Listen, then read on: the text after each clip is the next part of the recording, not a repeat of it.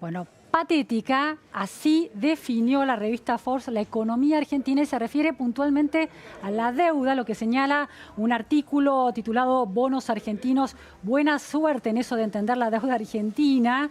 Sostiene que aun cuando el FMI quitara en el 50% lo adeudado, por ejemplo, para 2022 y lo redujera a 11.000 millones y no los 22.000 millones de dólares que Argentina debe para ese año, tiene que pagar ese año, las reservas en el Banco Central actualmente no alcanzan ni siquiera esa mitad, hay 10.000 millones. Estamos en la repregunta con Lorenzo Sigó Gravina, economista, director de Ecolatina. Muchísimas gracias, Lorenzo, por estar aquí. Un placer, buenas tardes.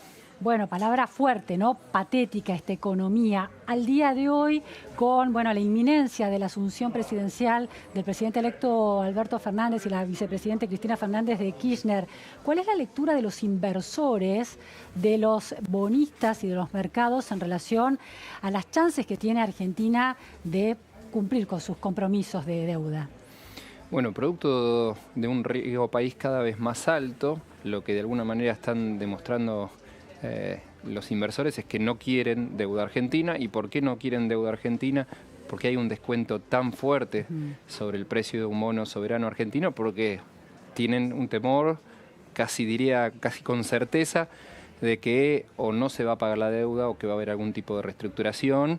Pese que Argentina todavía no cayó en default, realmente los precios que uno ve a lo que se puede vender un bono argentino estarían reflejando que de alguna manera ya estamos en default o que realmente vale muy poco en el mercado. A ver, ¿cuánto vale un bono argentino hoy? Un ejemplo, pero algo que dice de bono argentino que dice pagar 100 dólares, quizás lo querés vender en el mercado, lo tenés vos y lo querés vender a alguien más, te dan 60 dólares, 55, depende del bono, depende de muchas cosas, pero claramente hay un descuento como si la Argentina va a volver lamentablemente. De alguna manera, por eso decimos que está totalmente cerrado el financiamiento externo para la Argentina y que de alguna manera nos bajaron el pulgar cuando todavía, sobre todo con inversores financieros internacionales, la Argentina ha pagado en tiempo y en forma en estos últimos años. ¿El riesgo país a cuánto llega hoy, Lorenzo? Ya son cifras más de 2.000 puntos, 2.300 puntos, 2.500 puntos. Ya son cifras que te están mostrando que la confianza en la Argentina y en el repago de esa deuda es mínimo. Una de las cuestiones en torno a la economía que siempre se señala es el tema de la credibilidad y de la confianza, por lo menos en el terreno doméstico, la transición ordenada y relativamente calma, el encuentro entre el presidente en ejercicio Mauricio Macri y el presidente electo Alberto Fernández calmó, de alguna manera, puso la situación en una tensa calma. Eso que trajo tranquilidad a los argentinos, ¿no lleva tranquilidad a los mercados, a los acreedores o a los inversores futuros?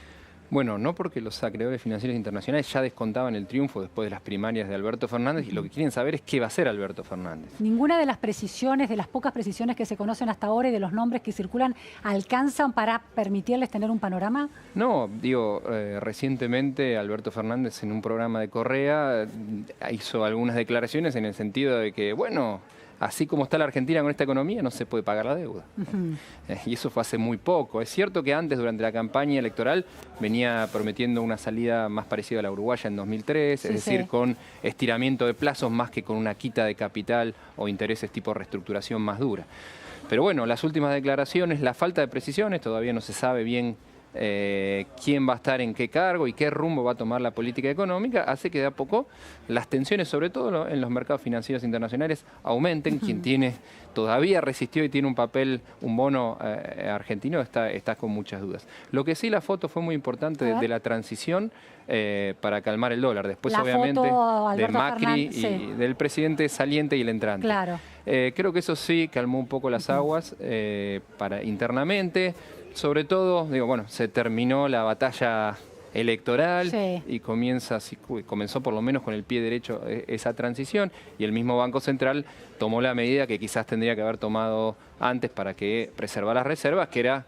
¿El cepo? Sí, que el cepo, la primera visión después de las primarias, 2 semanas después de las primarias, el cepo era las empresas principalmente, porque los individuos podían comprar 10.000 dólares por mes. Realmente tenés que tener un ingreso muy, muy elevado para poder comprar más de 10.000 dólares el mes.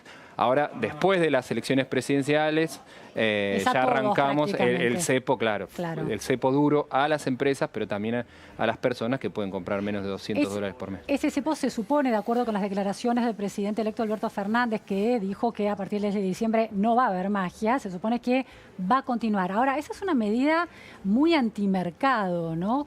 ¿Por qué eso trae calma a los mercados cuando va en contra de la ideología de los mercados, si es que hay una ideología de los mercados? Sí, es una medida de emergencia. Digo, por definición, si una economía tiene que poner restricciones y empieza con controles cambiarios, controles financieros, es porque está en una situación de mucho estrés. Y en particular, la situación de la Argentina se combina, la escasez de dólares, incluso con el problema de la deuda. Porque la mayoría de parte de la deuda pública que tienen los bonistas argentinos o en el resto del mundo es en moneda dura. Y como caen las reservas, más allá, supongamos que el Estado argentino tenga mucho superávit en pesos, tiene todavía un problema de descalce de monedas. Es decir, para pagar esa deuda no alcanza con tener superávit fiscal primario, que no lo tenemos, pero digo, ni siquiera alcanza con tener superávit en pesos. Hay que conseguir las divisas para pagar esa deuda. Y justamente lo que viene cayendo son las reservas, el fondo ya no te presta en divisa. Justamente lo que viene cayendo son las reservas, el fondo ya no te presta en divisa, es el prestamista de última instancia en moneda extranjera del mundo. Y obviamente en los mercados de capitales, de hecho desde mediados de 2018 le han bajado el pulgar a la Argentina. Alberto Fernández, en esa entrevista con el expresidente Rafael Correa, conversando con Correa en ese programa de Russia Today, hablaba de este argumento de que el Fondo Monetario Internacional ha sido cómplice de la gestión del presidente Mauricio Macri en sostener una gestión económica que no funcionaba y casi trabajar para la campaña prestándole dinero. En el artículo de Forbes hablan de la táctica de la culpa, ¿no? La idea de que generar responsabilidad y culpa en el FMI. ¿Eso es algo que analizan los inversores? ¿Esta táctica es bien vista, es cuestionada, influye, está instalando una idea de que el repago va a ser todavía más difícil? A ver, creo que los inversores lo que saben es que de alguna manera, desde septiembre de 2019, y de hecho a Macri, el fondo ha frenado los desembolsos. Piensen que el acuerdo original era hasta 57.000 millones de dólares y han llegado 45.000 millones y parece que hasta acá, que no va más. Esa idea creo que está.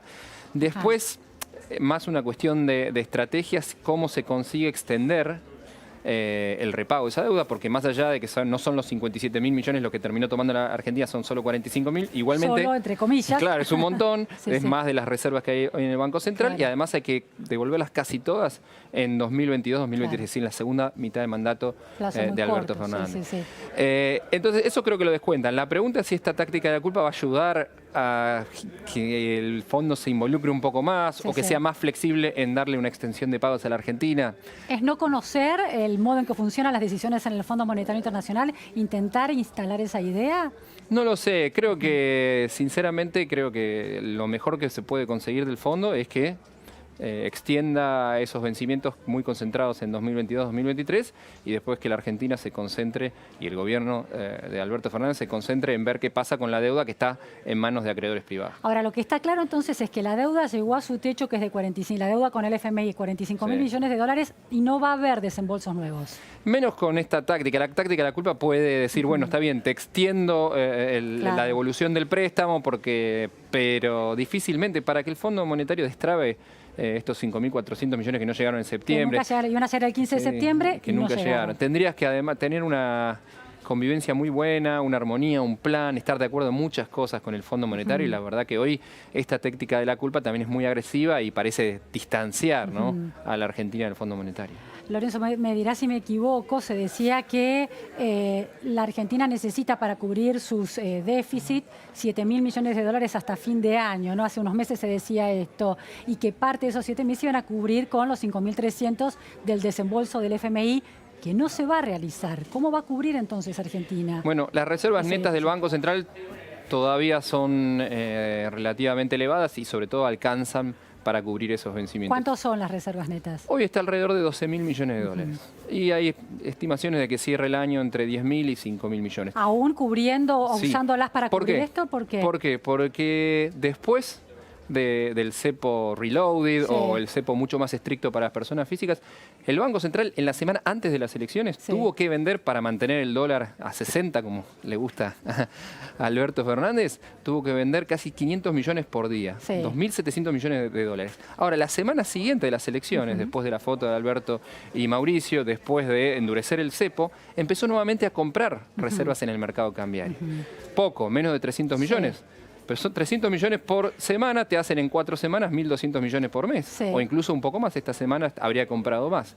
¿Y qué significa? Sí, las reservas van a caer porque el Tesoro no tiene dólares y le va a pedir al Banco Central los dólares para pagar la deuda, ¿no? Y esos dólares se van a ir por ese lado. Pero por otro lado, a diferencia del pasado, en el que el Banco Central también perdía divisas en la intervención del mercado cambiario, es decir, tenía que poner dólares de sus reservas para que el dólar quede a 60, hoy tiene que comprar dólares, porque la demanda quedó muy chiquita, se desplomó, ya no pueden comprar las empresas. Y prácticamente está cayendo el valor del dólar, Entonces tiene que comprar reservas para que no caiga el valor del dólar. Y es bueno que compre reservas, porque si no perderíamos de acá a fin de año 7.000 millones de dólares. En cambio acá, si vos comprás algo, es cierto, igualmente en el neto vas a terminar perdiendo reservas. Va a haber menos de 10.000 reservas, decís vos. No, vas a perder mucho menos que esos 7.000 millones. Por eso si la situación de hoy de las reservas netas, si las reservas netas, como te decía antes, hoy estaban alrededor de 12.000 millones y tenés estos fuertes vencimientos hacia fin de año, de todas maneras en el medio vas a ir comprando a un ritmo interesante divisas. ¿Pero vas a lograr reponer las 12.000? No, pero vas a terminar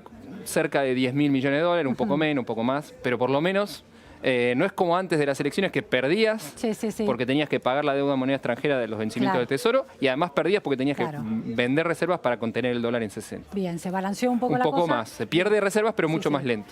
En una de las cuestiones institucionales que siempre se señalan en la economía argentina es la falta de independencia del Banco Central. Esto de que el Banco Central le termine prestando dólares al Tesoro para cumplir con sus obligaciones, ¿es una muestra de esa falta de independencia? A ver, la alternativa es que el Tesoro haga default. El Tesoro no emite dólares, no puede endeudarse en dólares. El Banco Central hoy sí puede comprar dólares porque hay un exceso en el mercado. ¿Qué sería lo ideal? Sería que el Tesoro tenga superávit primario, le sobren pesos para que directamente el Tesoro con esos pesos comprar los dólares que hoy faltan. Pero no los tiene. Entonces el Banco Central es el que los tiene que comprar. Y sí, las reservas deberían ser para reservas, pero también están para usarse y en casos de necesidad de urgencia. Porque pensemos que desde mediados de 2018 los mercados financieros ya no le prestan en moneda extranjera a la Argentina. El FMI ya no te presta en moneda extranjera. Y lo único que te queda son las reservas. La alternativa sería, supongamos que el Banco Central es tan independiente que no le presta los dólares al Tesoro. Bueno, el Tesoro entra en default. Y ahí estaríamos mucho peor. Digo, claramente, si hay reservas, bueno, después hay que ver con qué mecanismo, porque es cierto que el Tesoro finalmente le tiene que comprar al Banco Central esos dólares. Antes se hacía con letra intransferible, ahí hay una pérdida de calidad de activo del Banco Central, porque no es lo mismo tener 10.000 millones de dólares que el Tesoro te diga un papelito que son 10.000 millones de dólares en 6 años. Pero bueno, es cierto que ese costo está, pero por otro lado, si no, si el Tesoro no accede a los dólares, no puede pagar la deuda en moneda extranjera. Lorenzo, uno de los nombres que se mencionan para liderar la presidencia del Banco Central, eventualmente cuando asuma el presidente electo Alberto Fernández, hay muchos nombres en danzas, pero uno de los nombres que se mencionan es el de Martín Redrado, que ya estuvo en el Banco Central y tuvo un episodio durante la gestión kirchnerista. ¿Cómo fue y cuánto tiene que ver con este tema de la independencia del Banco Central? Bueno, fue justamente cuando había muchas reservas netas en el Banco Central, se aprueba un decreto para pagar los vencimientos de deuda en ese momento con las reservas del Banco Central. Pero claro, el Tesoro se tenía que hacer de esas reservas, con esta famosa letra intransferible. Y Redrado trató de mostrar independencia y decir, bueno, no, esta forma de apropiarse de las reservas no es la correcta, finalmente se opuso. Y finalmente, durante la presidencia de Cristina, terminó saliendo. Y Miguel Pelle, que era el vicepresidente, otro que ahora suena como candidato, fue finalmente presidente y aprobó ese intercambio. En ese momento había un riesgo de default, como señalás que ahora, bueno, hay que usarlas porque no queda otra. ¿En ese momento era lo mismo? No, no era lo mismo, no era lo mismo. Había muchas más también por otro lado. Pero había muchas más reservas, reservas netas, reservas líquidas. Era un momento en que claramente la Argentina acumulaba. Estamos hablando de 2010, todavía acumulaba reservas. Recién a partir de 2011 y sobre todo en 2012 empieza a perder reservas, se tiene que poner el cepo, etcétera. ¿Y por qué el Tesoro tuvo que recorrer al Banco Central y no podía hacerse de dólares por sí mismo? Varias razones. Todavía había cierto conflicto en los holdouts. Por un lado no estaba el fallo de Griesa, pero había algunos problemas para emitir deuda. Y por otro lado, porque vio ahí la posibilidad de acceder a ese financiamiento a tasas fáciles, sin tener que colocar deuda en los mercados de capitales y encontró el atajo. Pero bueno, sí, en ese contexto... ¿Eso mina de alguna manera la calidad de la economía argentina?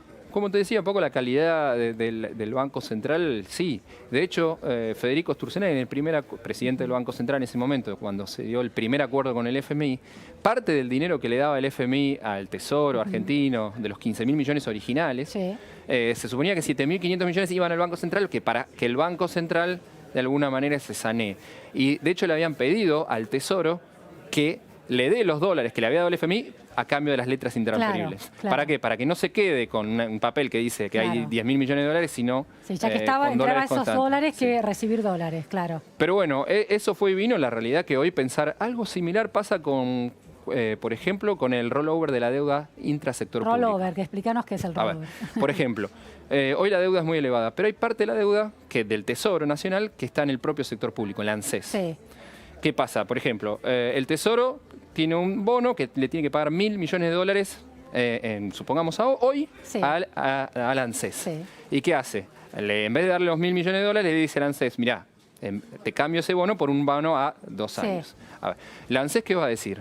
No, me tenés que pagar los 1.000 millones de dólares, pero no los tengo, te va a decir el Tesoro. Claro. Y la ANSES tiene un montón de títulos públicos y se descapitaliza si el Tesoro entra de default. De alguna manera tiene que haber, no digo más allá de la independencia, cooperación entre el Banco Central y el Tesoro, entre ANSES y el Tesoro, etc. Pero pareciera que la clase política, cuando está a cargo del gobierno, cuando está en el poder, recurre con demasiada, no digo facilidad, pero tiene cuenta con que si no tiene cómo financiarse con una deuda más genuina, tiene estos organismos, el Banco Central o el ANSES, para sacar plata de una manera un tanto irracional, ¿no? Claro. ¿Hay algo de eso? Sí, pero la realidad es que quien tuvo la posibilidad de acceder al mercado financiero, el kirchnerismo no compatibilizó, se peleó demasiado, etcétera, fue Mauricio Macri, pero endeudó mucho a la Argentina en moneda extranjera. Hoy, veas por donde lo veas, ya te endeudaste en el pasado mucho con los organismos financieros internacionales, con los mercados financieros internacionales. Y ya no te quedan reservas. Hoy es el caso de... Hoy hay una crisis económica muy importante. Lo más probable es que el año que viene tengamos todavía inflación muy alta y todavía recesión. Estamos hablando de 3 años de... Ya no de estancamiento con inflación elevada, de recesión con inflación de más del 40%. Claro. Entonces digo, ya de alguna manera estamos en emergencia económica o en una crisis económica de magnitud. Será menor que la del 2001-2002, pero empieza a tener una envergadura tan grande que hace que, bueno, que en estos contextos tan complejos quizás ahora sí se justifica la emergencia. Quizás en 2010 no, pero ahora claramente estamos en una situación de emergencia y con la espada en la pared, porque si en breve no se hace algo con la deuda, podemos finalmente no incumplir con nuestros pagos. Hay que renegociar, reperfilar, como se quiera llamar, la deuda, y hay que ajustar, no queda otra. El gobierno de Alberto Fernández, aunque tiene una narrativa popular de ponerle plata al bolsillo a la gente, ¿va a tener que ajustar? ¿No tiene otro camino? A ver, creo que la Argentina sí o sí por lo menos tiene que tener equilibrio primario. Esto es decir que ingresos y gastos en pesos antes del pago de intereses de la deuda estén equilibrados. No está muy lejos de ser esto. Este año el objetivo era llegar al equilibrio primario en 2019, pero producto de la recesión, un poco más de diversos motivos, va a terminar la Argentina con déficit. Un déficit primario de casi 1 punto del producto, que no es imposible de revertir el año que viene, pero, como te decía, en un contexto recesivo, con inflación, con pobreza alta, desempleo alto, socialmente es complejo. Pero si hay intereses de la deuda, eso cambia completamente. Sí, pero ahí es donde hay que reperfilar, exactamente, reestructurar, etcétera. Pero por lo menos eso, digo, para cualquier negociación seria de la deuda, la Argentina tiene que tener equilibrio primario. Quizás lo interesante es que, como además, a diferencia de Brasil, por ejemplo, en Brasil se habla mucho del equilibrio primario, ¿por qué? Porque la deuda está casi toda en reales, en moneda propia, en moneda local. Entonces, si vos tenés superávit primario en tu moneda, podés empezar a pagar esa deuda. Ahora, incluso teniendo superávit primario en pesos, insisto, el problema de repago de la deuda es también un descalce de moneda. Porque incluso teniendo los pesos, vos con los pesos... al inversor de afuera no le puedes decir, toma los pesos. No, tenés que comprar los dólares. Entonces, el problema es un poquito más complejo. Es el pecado original de cuando vos tenés déficit en la Argentina, déficit fiscal, que es en pesos, porque le pagás a los maestros más de lo que recaudás, por ejemplo, por poner un ejemplo, tenés una deuda en pesos. Y el problema es que la Argentina no tiene un mercado de capitales grande, Claro, no se se puede endeuda en endeudar en dólares, pesos pero no tiene y se dólares. tiene que endeudar en dólares. Pero no tiene dólares para cubrir esa deuda. Y para peor, como te endeudas en dólares, inicialmente tenés mucho ingreso de capitales Claro. porque tenés mucha confianza, se atrasa tu tipo de cambio, volvés a tener déficit Claro. externo, consumís más divisas de Sí, las sí. que necesitas y después de repente no te financian más y te das cuenta que tenés que tener mucho superávit externo para además generar las divisas genuinas, las divisas comerciales para poder pagar la deuda en moneda extranjera. Lorenzo, última pregunta. Mencionaste el caso de Brasil, que está endeudado en reales. ¿Por qué? ¿Qué hace distinto de Brasil, Brasil con su deuda? Es casi una historia, es difícil explicar por qué. Los inmuebles en Brasil están en moneda local, en reales. No hay una punción a dolarizarse, de hecho ellos ahorran en su moneda. También es cierto que tienen hasta desde mediados de los 90 mucha estabilidad de precios y las tasas de interés en general. El real vale y hay confianza Sí, y institucional. las tasas de en interés, eso. en reales le cubre por lo menos la inflación. Entonces es rentable, digamos, ahorrar en moneda local, en este caso en el real Y brasileño. la inestabilidad política no ha impactado en hiperinflaciones y en devaluaciones de su moneda. No de en manera los disparatada. últimos, te diría, casi 30 años, ¿no? Muy interesante, entender cómo funciona esa economía. Muchísimas gracias, Lorenzo, Un por placer. estas precisiones. Nos vamos a un corte en la Repregunta Noticias a Fondo y enseguida volvemos. No se vayan.